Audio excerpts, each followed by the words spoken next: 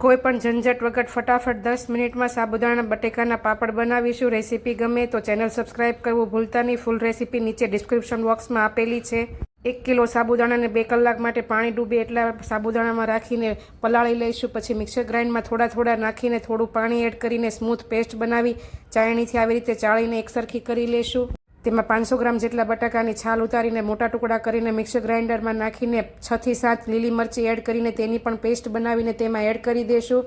તેમાં જરૂર મુજબ જીરું, મરી પાવડર નાખીને બરાબર મિક્સ કરી દઈશું। સ્વાદ પ્રમાણે મીઠું નાખીશું। ગેસની ફ્લેમ મીડિયમ ટુ હાઈ કરીને 7 થી 8 મિનિટ માટે ઉકાળી લઈશું।